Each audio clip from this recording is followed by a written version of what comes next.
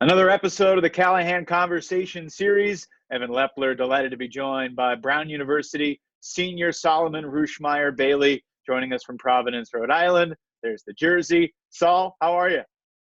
I'm doing great. I am still in Providence, hanging out with my roommates, and we're, living life. Just finished my last final 2 days ago. And yeah, we've been having a good time. A little bit more fun being with your college buddies, wrapping up your senior year, even if you can't leave the house all that much. What has life been like these past couple months? It's been very different, but we've been going with the flow, playing a lot of video games. I've learned how to cook. I have a good Cajun chicken pasta dish that I know how to make now. I've still been working out a little bit, the details of which I will not share because it's part of Brown Men's Ultimate Frisbee's workout program, and I know there may be players from other teams watching this. And I do think we have the best workout program out of any college team, so I do want to keep that to myself, but been doing well. Good. Talking a little trash early on. I appreciate that. You've had a real interesting four-year career at Brown. Obviously, this team has been building, not culminating in last year's championship, but that was certainly a highlight. Where was this program kind of on the national landscape when you got there, and how did it progress over the course of your 4 years? So I remember my senior year of high school, I was a student at Amherst Regional High School, and regionals, Northeast regionals were at New England regionals, I guess, were at UMass, and I went to watch, and I watched Brown lose in the game to go, I think, against Tufts at regionals. But there was a lot of young talent that I was excited about, and I thought that when I got there, we could continue to make a push to try and make nationals. And when I came in as a freshman, we had an up and down season. We definitely had a lot of moments of opportunity, but at the same time, we just did not get the results we wanted in many of our games. We ended the season losing in the game to go to UMass. There was only one bid out of New England, and we missed out on nationals. And that, for a lot of the players on the team, was really motivating. I know personally I vowed I would never miss nationals again. I guess I didn't think about what might happen this year, but You didn't factor in the pandemic. Exactly. And so the whole team worked really, really hard my sophomore and junior year. Sophomore year, we lost in the quarterfinals of nationals to Oregon in a close game. And then last year, of course, we won. And I think that this growth as a program was heavily influenced by the buy-in of all of the players, but also by some of the leadership that was put in place. Sam Lehman is one guy who doesn't get a lot of recognition, but he has been a leader for Brown Ultimate for, I don't know, 5-6 years now. And he started as a freshman. He got hurt. He couldn't play sometime during my freshman year. And then he transitioned to a coach role, and he's just been pushing the intensity and competitiveness of BMO.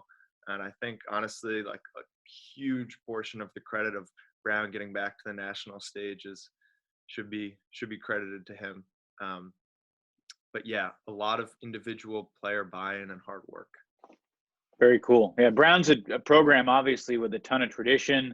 I mean, when I was in college, Brown won a national title back in 2005, and they won 5 years before that as well. What did it mean to you to learn you were the Callahan nominee, and then what was your reaction to being in the top 5 when you learned a few days ago? Yeah, it was really special to be nominated by my teammates. We had the voting process among my teammates for who should be nominated. So that was a really nice way to just feel the support of my teammates. And then the getting to the finalist stage, in my eyes, was just a testament to the entirety of the Brown program.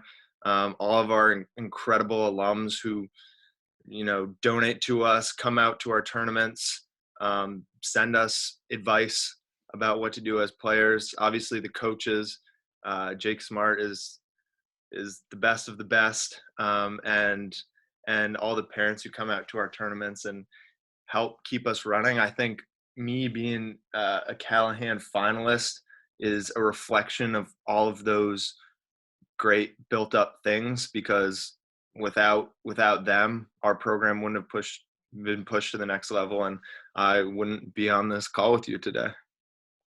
Well, what would it feel like? Have you contemplated what it would feel like if on Thursday night your name is revealed to be the 2020 Callahan winner? Yeah, I've thought about it. It would be cool. I've always been more one for like having my team win, and that's always been more of a concern of mine than individual accolades.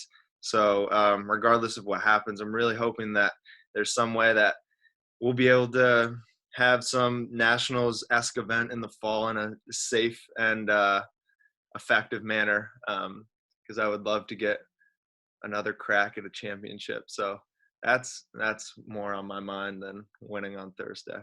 I hear you. Well, last thing I'll ask you just about the season that Brown was having, because I looked at all your results. You played 2 tournaments. You went 11-5, and half of those games were decided by 1, and 12 out of the 16 games were decided by 2.